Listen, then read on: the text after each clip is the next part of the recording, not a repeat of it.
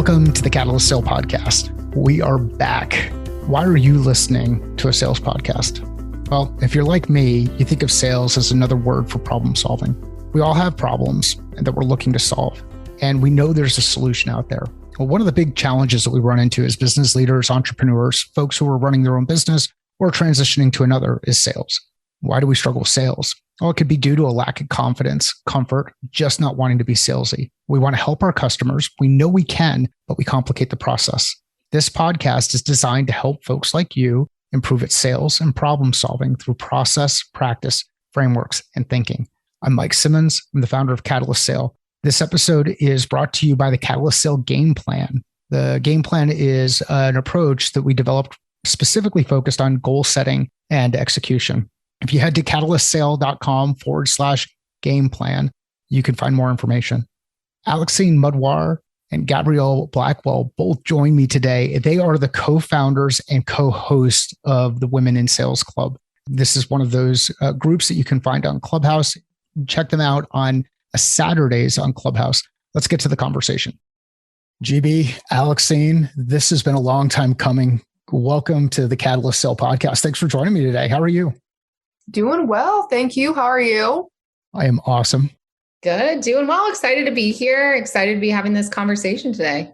So we've come across each other in a couple of different places. So whether it's been through Scott's group and Amy's group with Thursday Night Sales, periodically, the stuff that you're doing on Clubhouse, that's probably the most amount of interaction that we've had recently, even though I've taken a bit of a Clubhouse vacation for the month of June and a good part of July.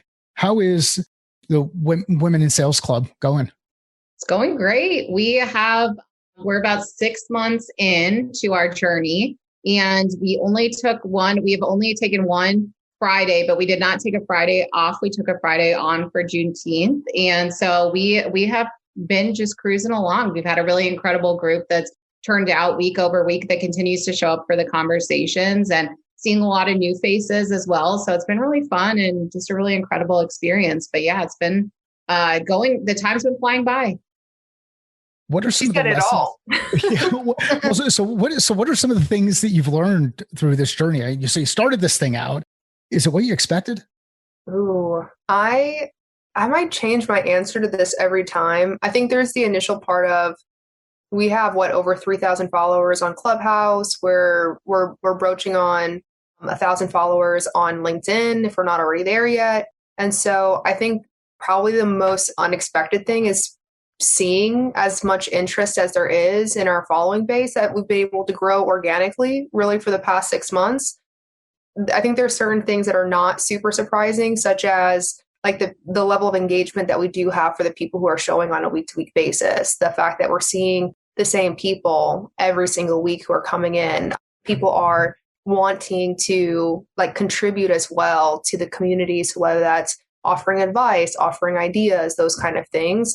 I think from the very beginning, you probably tell there was something interesting, something really special. I just don't know that I knew how many people would be as engaged as they are. And there's so many other things, but I'll stop off there and I'll let Alexine go and answer this question as well. Yeah, I think very similarly, I think, there's been a lot of surprises, but there's also, there's been some really cool things that have happened. I think one of the really interesting things and something we were really intentional about from the beginning was creating a very inclusive space. That was something that Gabrielle and I were very much aligned on. So we also have sort of a subset of our group of men who are in revenue leadership roles, that are individual contributor roles, who have been coming back week after week as well. We have a really just diverse group of folks and really every level of diversity that have been attending over and over again. So not to say that I'm necessarily surprised by that, but I guess pleasantly surprised and very happy to see that. And then I think it's just been a lot of lessons learned along the way too, but a very incredible experience overall. Can I add in one more thing to this question? I think one other thing, this is going to get real mushy.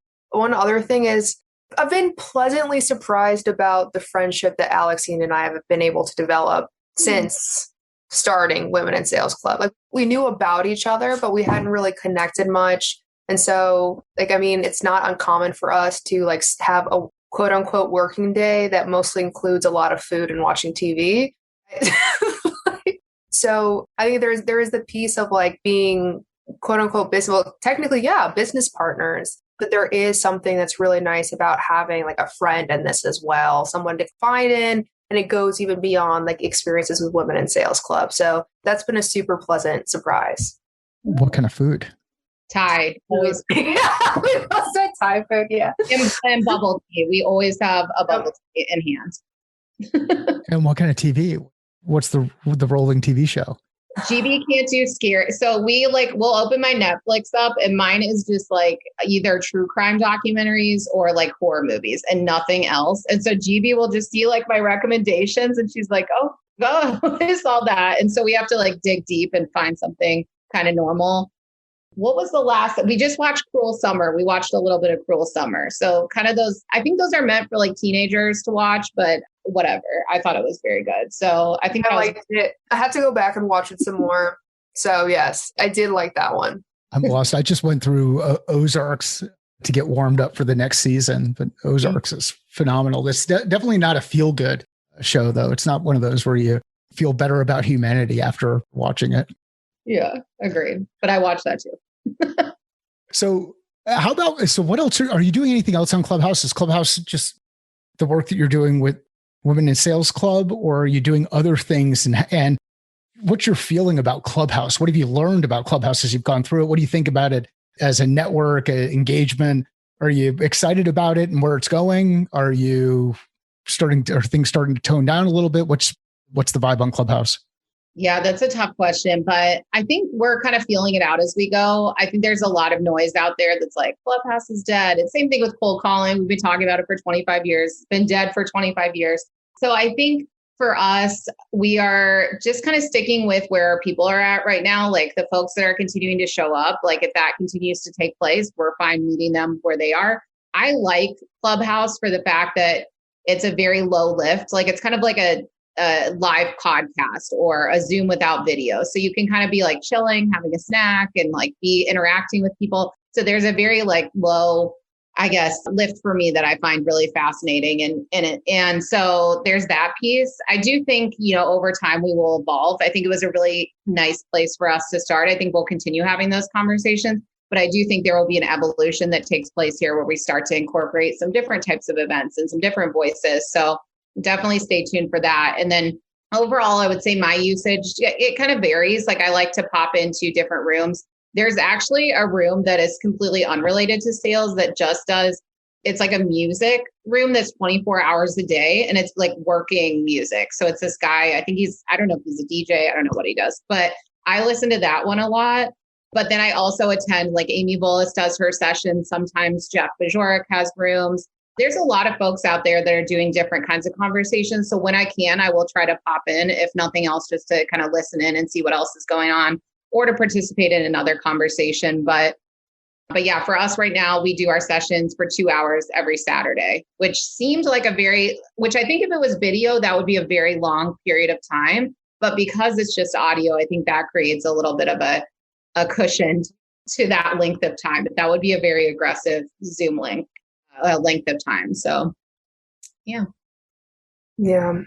I feel like it's like prospecting. You can't just rely on solely one channel. So there's definitely interest from both of our parts to start exploring what other channels look like in parallel with Clubhouse. I know I was doing another room on a weekly basis with a few other folks who are in my network. It didn't really take off. And then I found myself like more invested with Women in Sales Club. That being said, what I really do appreciate about Clubhouse is, there is that kind of low barrier to entry. I mean, I could be walking around, I could be going grocery shopping. Like I could just, I could treat it like radio. I could treat it as like a conversation. So I feel like it's a lot more flexible than other platforms allow for. That's definitely allowed me to also connect with different folks. And then that engagement leads to a LinkedIn conversation, for example, that then leads itself to a Zoom information or a Zoom call. So I've had an opportunity I feel like it's like the work before networking on LinkedIn, where I can actually know someone's voice, know their tone, have an understanding or some feel of who they are. And then by the time that we actually meet virtually or in person, it's like, oh, okay, like I kind of know you already. So I do think Clubhouse is nice for that kind of engagement. There's one other room that I really appreciate, or it's a group her club called the Continuity Room, I believe, by Vicky Gurney. And so she's someone who's come to Women in Sales Club religiously, I think. And she always has like a really interesting topic, very interesting people who are in attendance. I find myself going there, on Friday evenings and typically walk away feeling very, very encouraged. I don't think Larry Long has had this room in a little while, but he would have his Larry's Positivity on a Friday as well. So I'll tune into those things when it's like, kind of more work related. But I'm also a hippy dippy with witch lady. So I'll go into like the astrology rooms, the tarot card rooms, and the energy spiritual rooms when I do need a dose of that.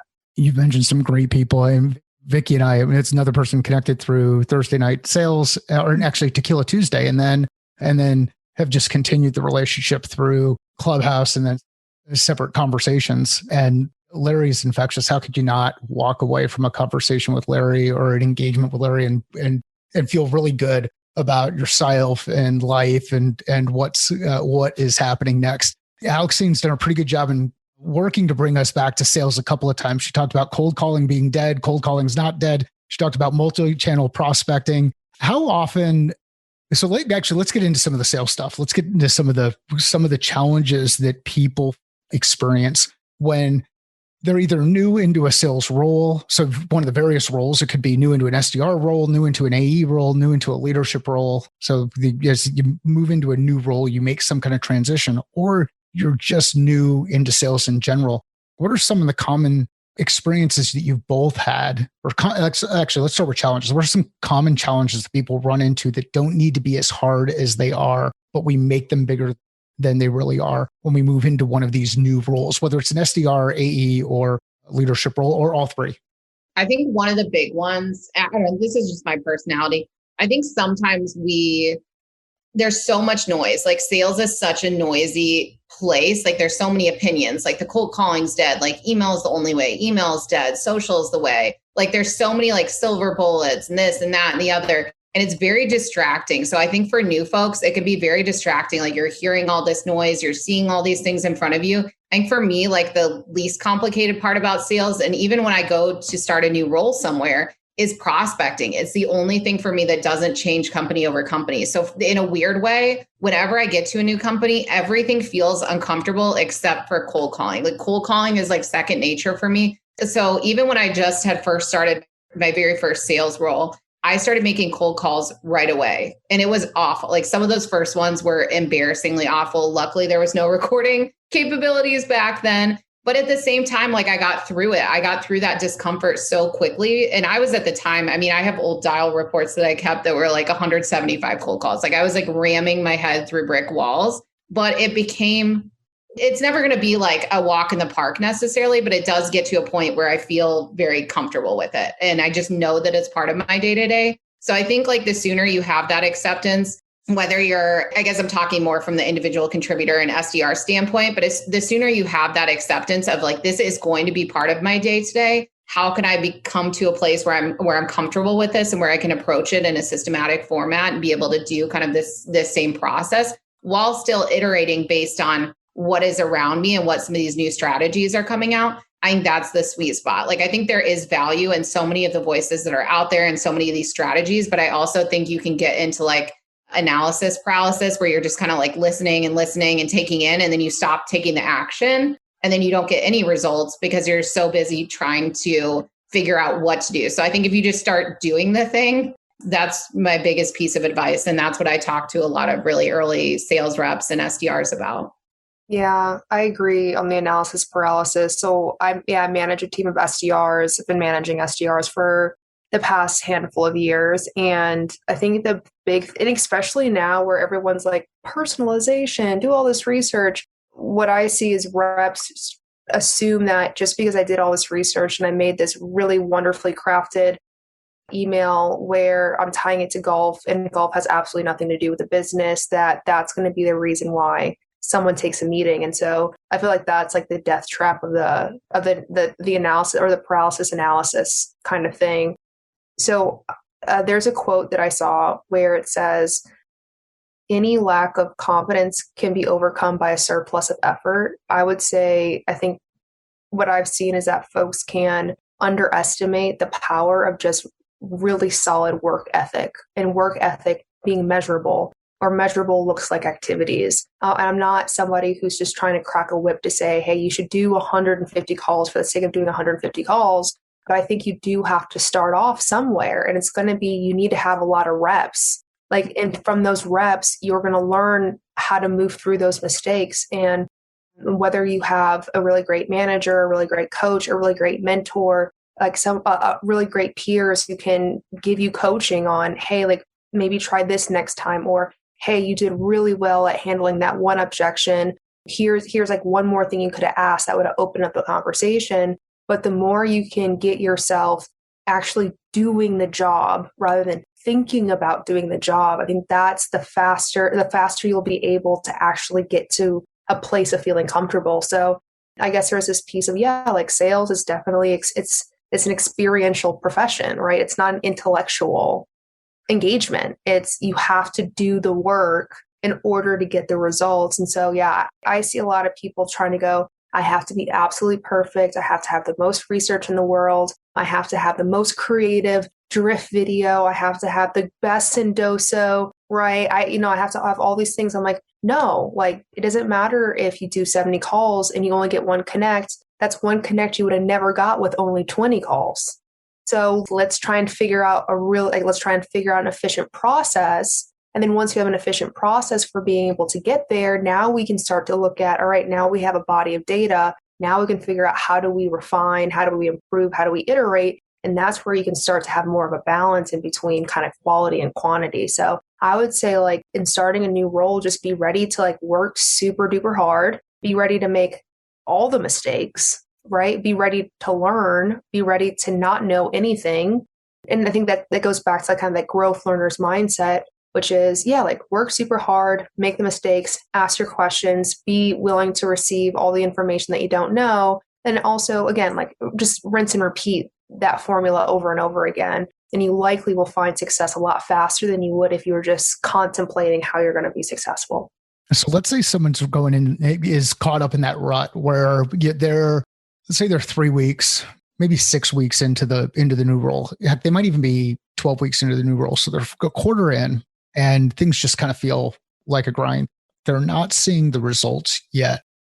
What's some coaching you can provide, or what's a practice that you use in order to keep yourself personally focused and just committed to the process, committed to the work ethic, committed to the grind, knowing that you're going to get one of those breakthroughs and not get so distracted and overthink the next outreach, just start doing the things. So are there some processes or practices that you both have that can help maintain that level of focus and push through those barriers? Yeah, I think for myself, so I've been a full cycle rep since kind of coming into this. There was like a point where I was doing SDR management and then I led a field sales program, but predominantly I've been doing full cycle sales. So I've really been setting my own appointments, running my own meetings, doing the closing, doing it all. So I'm very much used to that. So I think for myself, I'm in that mindset all the time. Like not every single day is going to be roses and butterflies. And I think that's one of the like misconceptions that comes up is like, well, once I get past like X number of years in sales, it'll just be, you'll just coast. And that doesn't ever happen, unfortunately. Or if it does, I'm in the wrong roles. But I think one thing that I do is I set like miniature goals within my goals. Like if I just stare down my revenue target every single quarter, I will go crazy. Like my number is higher than most of the team. I'm going to stare at that number and drive myself insane. Or what I could do is break that number down. And this is where like I've gotten really into creating business plans for myself. And I talk about that a lot on podcasts, and I still need to figure out a way to format it and get it out to the broader world, but we'll get there. But basically like the whole idea behind that was so that I could take a target that was very intimidating for me and break it down into a way that worked for me. So within that target, I'm setting my prospecting goals. So if my goal is maybe to do 35 touches today, maybe I can already check a goal. Like I hit one of my goals for the day, or maybe my goal, which it is to set one net new demo a day. And so I'm not going to hit that every single day, but some days I hit 3 or 4, and some days I hit 0. And then the next day I hit 1. And somewhere along the way, it all kind of like aggregates into something really good. And so when you look at the end of, if you look at our dashboards at the end of a quarter or something, it's like, oh, Alexine just had like a good demo setting quarter. It's like, no, because I had like good demo setting days, which led to good demo setting weeks, which led to good demo setting months, which then led itself to the quarter. So I think there's very much like that mindset for me. And that's something I definitely encourage people that are just starting out. You have to set like micro goals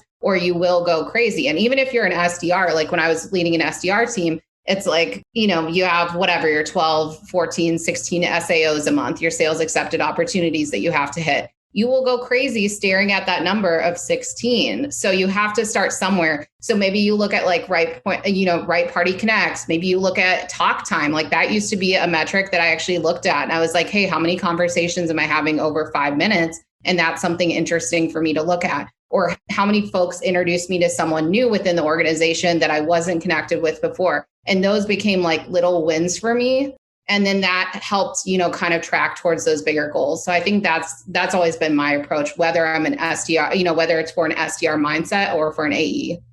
Yes, queen. So I'll start off with a story because it's everything that Alexine has shared. That's very similar to like what I was doing as a rep and also what I try to share with my team. But the story that I have, it comes from my grandfather. He was a really successful businessman, was at IBM, worked his way up to like managing a region before starting his own company. And 1996 was like one of the largest minority owned businesses, like private companies in the Midwest. So prior to that, all of that, he was a cab driver in Philadelphia, like with no college degree. And one of the things that he told me was like he had objectives or goals. And he's always had goals. And so when he was a cab driver, his goal was to make $30 a day. And if he didn't make it, so he'd give himself a goal of, all right, I'm going to make $30 in a day, or I'm going to stop working at a specific time. So it's whichever one came first. If he hit his $30 a day, he got to choose what he was going to do for the rest of his day. But if he didn't make that $30, he was working until midnight, right? Before he would come home, then he'd start the day over again at 8 a.m. So like that was something that kept him honest to, I might not make $30 in a day, but like if I stay out on this road, I'm doing my drives, I have the best chance of getting there. And so that is very much a mentality that I brought into sales, which was, all right, I have my daily structure for the day and I had to break down my activities. Like what is my full inventory of activities? It's not just calls, but it's also responding to emails. It's also finding accounts, a certain number of accounts, a certain number of prospects. And it's also, I broke in their personal development. So I would start my day off. I also grew up in sport. I grew up playing sports. So there's the whole phrase, if you're on time, you're late, right? So like I would be at the office 45 minutes early so that I can have my time. I can have my 15-minute coffee, right? I can get in front of my desk. I can do my 30 minutes, my 20 minutes of professional development. I can do my 10 minutes of like territory research to figure out what's going on that I need to be abreast of. Then it's like, all right, now I've already had my follow-up task from the day before. So I'm ready for a calling hour. And my calling hour isn't just, oh, I want to call for an hour. It's, I want to have 5 conversations because based off my conversion rates, if I have 5 conversations, I'm getting 1 demo. So there's also this piece of like knowing my data and allowing the data to inform what my day is going to look like. So it's like, great, if I get my 1 meeting booked in my first call, I get to have a choice. Do I want to keep calling? Perfect. Or do I want to do some research? Because I'm like, if I can get ahead on my research, then maybe I can actually afford more time to calling and crafting a really stellar email. But nonetheless, within that hour, which I was kind of like, it's either one, I'm booking a demo, I'm having 5 conversations, or I'm calling for the hour before I get into the next task of, I'm going to send out my 10 emails. Then it's like, all right, cool. I need to find my next 15 people to call. If I can find those 15 people in half the time, great. I can add in a little bit more time for calling. So I would keep myself very, very disciplined to my objectives. And within those objectives, there was the parameters of time within there. So like whichever one I met first, parameter of time or objective, right? Then I would move on to the next thing. Beyond the noise, and I know we talked a little bit about the noise that people run into and just all the different things, the new way to do whatever comes out there. Why do people struggle with this idea of deconstructing broader goals or deconstructing problems and making them smaller smaller objectives? Why do you, and you have had chances, both have had a chance to lead SDR teams, work as a high performing individual, contributors, work and be successful in sports. Why is it that some folks just struggle with the idea of building out a scorecard and identifying some metrics that matter, that lead to the ultimate outcome or the results that they're looking for, but are just a couple of steps beforehand, some of those leading indicators? Why do you think people struggle with that? I have some feelings. I don't know if GB, cool. I disagree I love on feelings. Why I like when we have different opinions on things. So I don't know if we will. Ooh, I'm like, what are we going to disagree on? Tell me. Okay, I have a big theory, and it's that we are, and I use we collectively, like both in the sense of like being the rep and also on the other side of that. I don't think we train reps to think in this way. I think we very much we are very much in these environments that are like, compensation drives behavior. Compensation is your SAO equals money, your revenue equals money. But where is that revenue coming from? And I think we spend so much time on these various parts of this sales process where we think, I don't think we use the data enough. I know GB will agree with me on that, but I think we don't leverage the data enough. And the whole reason I created that plan for myself in the first place was that I got into my very first sales role and I had a revenue target on my head right away, immediately. You walk in the door, I had the least amount of sales experience on the team. I was coming out of retail, so I had no idea what I was doing. I didn't even know what an online platform was, and I had never done a cold call before. And everybody around me had more experience than I did. And it was frankly, a little embarrassing. I felt very self-conscious about who I was. And so I was like, I have no choice but to hit this number. But then I don't know how to hit this number because I'm learning how to demo at the same time that I'm learning how to cold call, at the same time that I'm learning. We didn't even have the tools at the time. So you couldn't even use a Zoom info. I'm calling through main lines like a crazy person, getting to know the gatekeepers. But I think it all comes back to I needed a way to break down that number. So I think if reps were taught earlier on, these are the ways, here's your SAO target, for instance. But then let's back into that number. And here are the activities. And I think that's what we've both been talking about during this a little bit too. Here are the other activities that are important. So what I would love to see and what I wish more companies did is I wish that onboarding plans for 30, 60, 90 included very clear metrics and checkpoints for different areas. So not just the meetings booked. I wish it included things like some of these other behaviors we're trying to drive, right party contacts, different types of meetings, maybe your qual calls. And then you can look at your qual call to discovery call conversion rates. There's all this cool data in there. And I think it's so interesting because we hear sales leaders talk about the data all the time, the data, this. But really, when we talk about the data, we're just looking at opportunities. It starts at the opportunity stage and anything forward. It's never the earlier stuff. And I think that's the part I've always struggled with. And, I'm kind of a pain in the rear in that way is I always think about that. I'm what about the other data? We always start at this stage and go forward, but we don't start backwards and reflect back on how we even got to the opportunity status in the first place. So I guess that is what I would love to see in the future is for us to piece that apart. And I think a really easy way to instill those habits is to create an onboarding or some kind of 6-month plan where these are part of that. And maybe it's just and maybe there's an amount of money tied to those too. Maybe there's just these little pieces of your onboarding package where you do X activity equals this. And then of course, at the end of it is, yes, you want to hit this revenue and that's where the bulk of your money is coming from, but it prepares you to set some of the right habits. So I guess that's my long-winded way of what I hope the future of sales and onboarding looks like. Yeah, I don't know that I disagree with you. There's been 2 conversations in a row. You're going to disagree with me and I didn't. If the question is why don't we see more goal setting or kind of setting objectives within sales, probably even early on, here's my perspective for sales development world and in particular is, I'm gonna get roasted at the spit. Most people don't even know how to look at the data or use the data to begin with to be able to start looking at goals and objectives.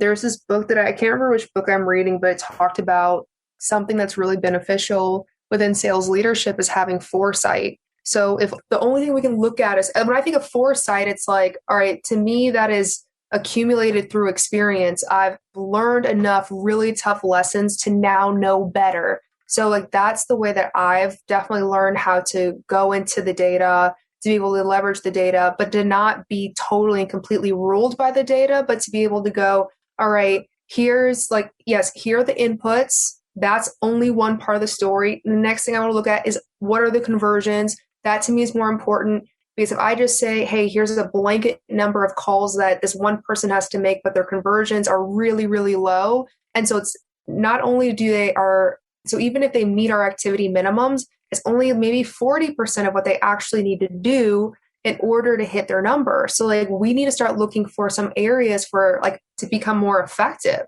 So like what are those areas exactly? And one benefit that I know I had was I was working in consulting specifically on process reengineering. So my job was to find inefficiencies and to identify areas of increasing effectiveness. So like that's the lens that I brought with me into sales. So I was always asking myself, there has to be a better way. And I think I also was fortunate that I had a man. It's not like we spent a lot of time on goal setting, but like he introduced, like, it was like one piece of paper and it's like, hey, like, here's your quarterly number. What do you need to do? Like, let's break this down to a monthly number. Now let's break this down to a weekly number. Now let's break this down to a daily number. Did I ever go back and look at that document ever again after that first day on the job? No, but it gave me an awareness of, all right, here are the things that I need to do on a day-to-day basis. And if I do, or not even as a day-to-day basis, I've heard Morgan Ingram talk about managing your calendar to 15-minute increments. This goes back to like my hourly objectives.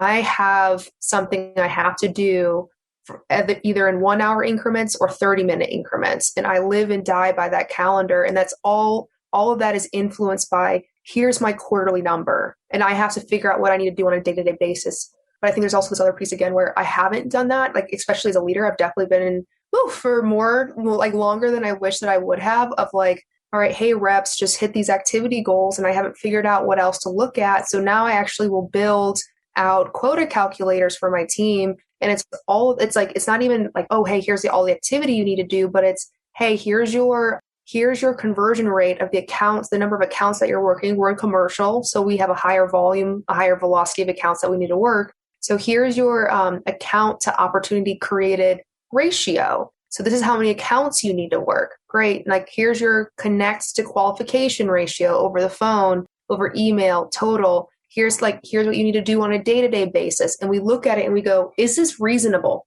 Is 120 calls reasonable?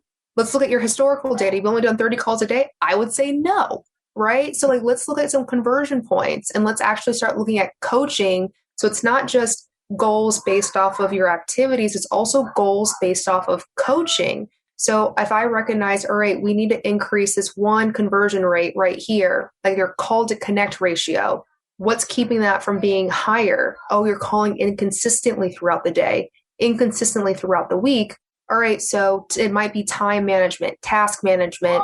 Let's identify some goals for time and task management that will feed into your minimum number of activities. And that will also start to impact your call to connect rate as well. And here's our way of measuring it. So it's like, all right, hey, like, yes, let's use the data to figure out like, what do we need to do? Let's also take a moment and go, based off of these conversions, is that realistic? And if not, we need to create some different goals that are much more around effectiveness than they are about just do more activities. Yeah. And as you're going through that, I think one of the things that gets lost is by having the piece of information that says, look, this is what our expected conversion rates are. This is what our historical data has looked like for others that have been in the role.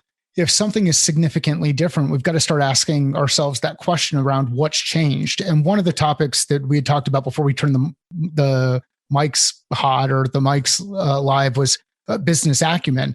And a lot of times you think about it in the context of business acumen, understanding what happens inside your customer's business so that you can ask the right questions and engage in the right way. I wonder how often we have those business acumen discussions with our teams around our business and how they manage their specific territory as their own business. They become the entrepreneur inside their business, or the franchise owner inside their business, or the business owner, the executive inside their business, as they go about managing their day, managing their week, managing their month, managing all of the resources that are available to them. What are your thoughts around business acumen and how we build that among our teams, both in looking externally relative to our customer base, but also internally in the way that we operate as leaders and business professionals inside our organizations? I was going to say, I never thought about it in that lens. That was what was going on in my head. That being said, when I started in sales as an SDR, like one of the things that really stands out to me is that I had a manager who always said, know your numbers. You're the CEO of your business. So like that was something that was instilled within me. And then I also grew up, I talked about my grandfather having his own business. My uncle has his own company. My mom is a solopreneur. So I also grew up around people where it is their business. So I had some insight into like when people take a day off, they can't eat. They have kids not going to eat either. Like that's stressful. So I think for me, I actually jumped on the opportunity to be, and I think also a big thing of what even brought me into sales. I didn't wake up one day and go, I really want to be in sales. I was like, I think I had to take a moment and recognize, where do I want my career to take me? And I saw myself as a CEO, and I was like, okay, where does CEO start? And so sales bubbled up in my list. So like when someone said, you are the CEO of your own business, I was like, hell yes, I am. So I'm going to run this machine. I'm going to run it better than everybody else. I'm going to find out ways of running this machine that much more effectively. And I think there's this big piece of, and this is something I've even been sharing internally with my coworkers as we're thinking about hiring, is we have to get the people who are entrepreneurial minded. Not everybody wants to take full ownership and accountability and be CEO of their business. A lot of people will want to go, oh, well, shit didn't work out for me. Hopefully I can swear on here. Things didn't work out for me. And it was the enablement. It was my manager. It was, they point the finger. So I think a really big piece of this is, like for me, I just recognize that not everybody wants to be the CEO of their own business. And so that's actually, I try and recruit for people who want to be leaders, who really do want to be sales. Like Alexine will say, oh, hey, I'm a control freak. I'm like, great, come on board. Because I want people who want to who are proactive in that way. Like, I think those are the ones who are they're the all-stars. They're, yes, it might make my life harder, but I have to work hard to be better. So I'm appreciative of that experience as well.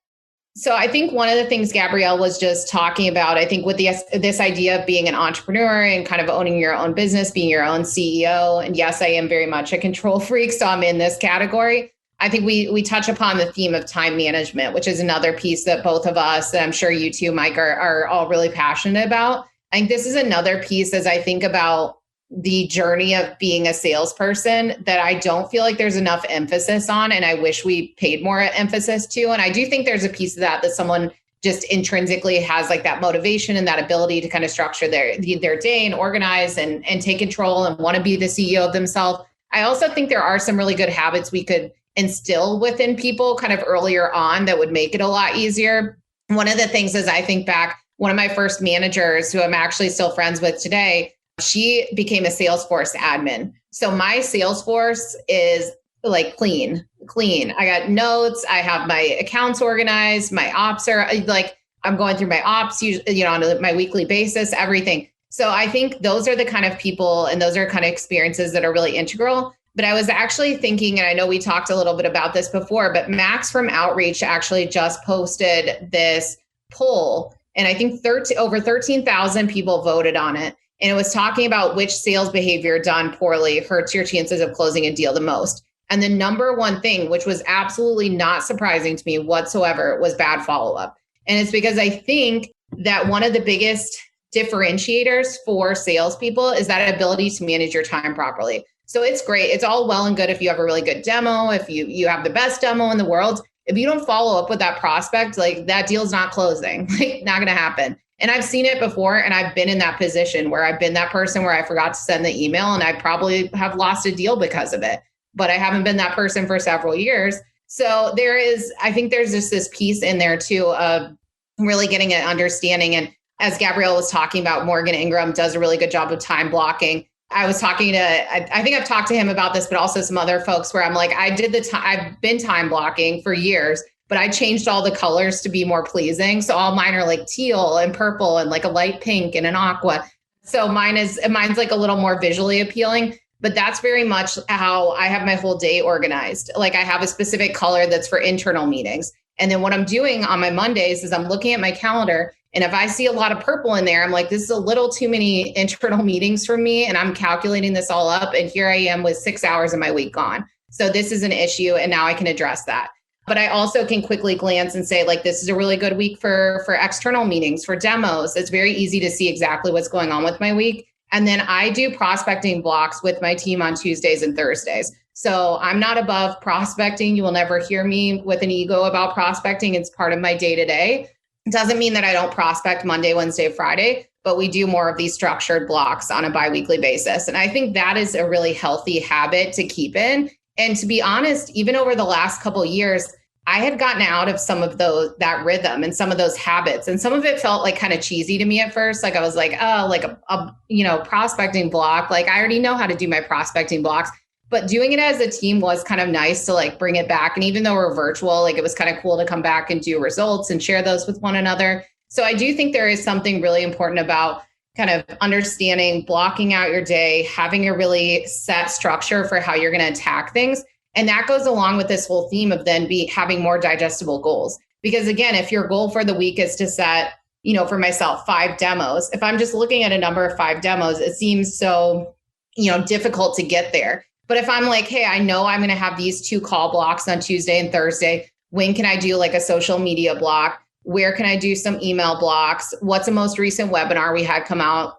When am I going to be checking my Pardot scores and looking through that list to see who's recently looked at some marketing content? And how can I fold that all together? And then that 5 becomes a lot more of an attainable number. So I think all of this is kind of themed around setting yourself up for success and really giving yourself a roadmap to get to your number. I think there is a mathematical component to sales. And I was a mathlete girl. I was like very nerdy into the math in my early days. My dad's a mechanical engineer, so there's that piece.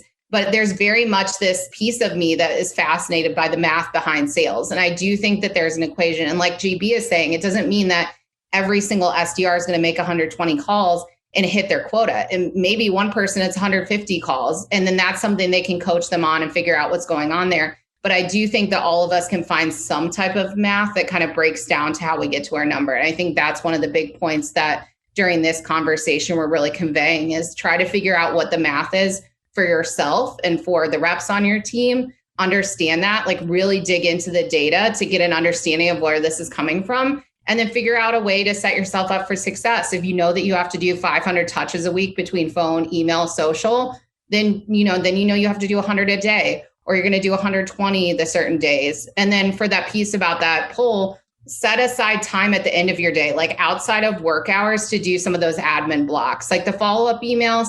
If you're sending those the same day, it's going to be okay. And I think that was for me really early on in sales. Like I was like, as soon as I get off a demo, I'm going to put together this like really lengthy, awesome follow-up email. And the reality is nobody responds until like a day or 2 later anyway. So it's okay to send that at the end of the day, but like get it out of the mix of like the important activities you have to do during the day. And so I think all of this is really integral and really helpful in thinking about kind of structuring your day and how to approach it. Because for all of us, whether we're SDRs, whether we're AEs, whether we're an SDR manager, we all have our specific KPIs and metrics and numbers we're driving towards, but we have to figure out how to get there. Otherwise, we're just going to be staring down a number and sitting with anxiety all day, which nobody wants.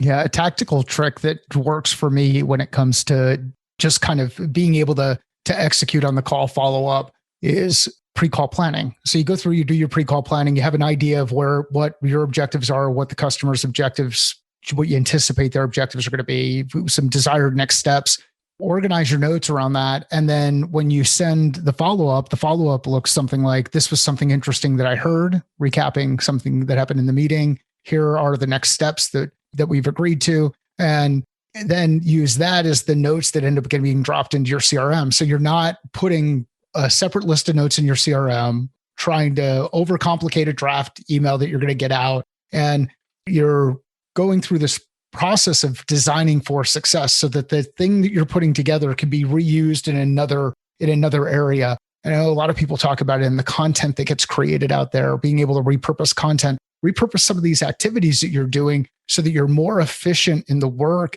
that you're going through. I was going to say one more thing on this one. Also, like if you catch yourself doing something very similar, like what you just shared, Mike, I'm like, create a template and just have that ready to go. Like it's like anytime you find yourself doing the exact same thing, for me, it's like 4 times. If I do something 4 times, I'm like, I need to create a template for myself. And that way I can just like plug and chug and there we go.